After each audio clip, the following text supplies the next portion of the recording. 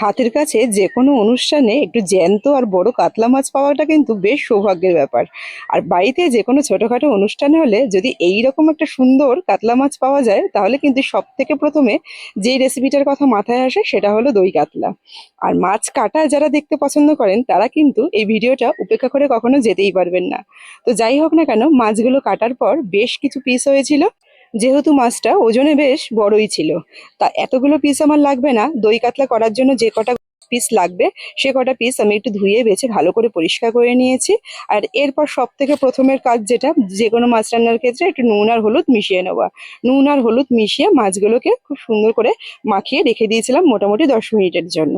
এরপর সরাসরি কড়াইতে চলে যাচ্ছি, পরিমাণ মতন তেল দিয়ে নিয়েছি আর মাছগুলোকে খুব সুন্দর করে একটু ভেজে নেবো।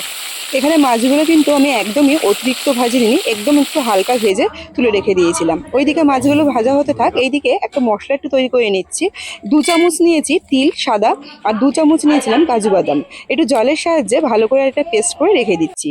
আর এছাড়াও যে মশলাটা লাগবে সেটা আমি কিন্তু আলাদা মিক্সিতে করে নিয়েছিলাম, একটু পেঁয়াজ আদা রসুন লাগবে।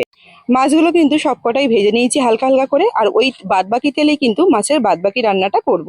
এখানে ফোড়নের জন্য একটু গোটা গরম মশলা আর অল্প একটু তেজপাতা ফোড়নে দিয়েছি। ফোড়ন থেকে খুব সুন্দর একটা গন্ধ বেরোলে এর মধ্যে দিয়ে দিয়েছি 2 চামচ, বড় বড় চামচের 2 চামচ দিয়েছি পেঁয়াজ বাটা।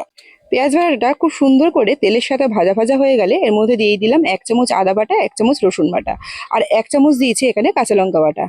মশলাগুলো দিয়ে দেওয়ার পর তেলের মধ্যে খুব ভালো করে নেড়ে চেড়ে কিন্তু একদম মশলার কাঁচা গন্ধ না যাওয়া পর্যন্ত ভালো করে নেড়ে চেড়ে কষতে হবে। এরপর এর মধ্যে দিয়ে দিয়েছি পরিমাণ মতো নুন, আর আমি এই রান্নাটাতে কোনো রকম ভাবে লঙ্কার গুঁড়ো বা হলুদ ব্যবহার করিনি। যেইটুকুনো ঝাল লাগবে আমি কিন্তু কাঁচা লঙ্কা বাটাটাই দিয়েছি। যেহেতু দই কাতলা, আমি এখানে 200 গ্রাম দই, টক দই খুব ভালো করে ফেটিয়ে রেখেছিলাম। আর দইটা দেওয়ার সময়তে কিন্তু গ্যাসের যে ফ্লেমটা আছে সেটা একদম লো করে দিয়েছি, যাতে খুব সুন্দর করে দইটাকে ভালো করে মিশিয়ে নিতে পারি। আর হাইতে দেওয়া থাকলে অনেক সময়তে কিন্তু দই একদম ফেটে যায়, তখন ছানা ছানা হয়ে যাবে। খুব ভালো করে দইটা দিয়ে ভালো করে মিশিয়ে নিলাম। একটু দই ধোয়া যে বাড়ির জলটা আছে সেটাও একটু দিয়ে দিলাম মশলার সাথে। খুব ভালো করে নেড়েচেড়ে কষে এইবার যে বাদাম বাটাটা ছিল সেই বাদাম বাটাটাও এর মধ্যে দিয়ে দিলাম। সবকিছু দিয়ে খুব ভালো করে কষবো একদম তেল ছেড়ে আসা পর্যন্ত।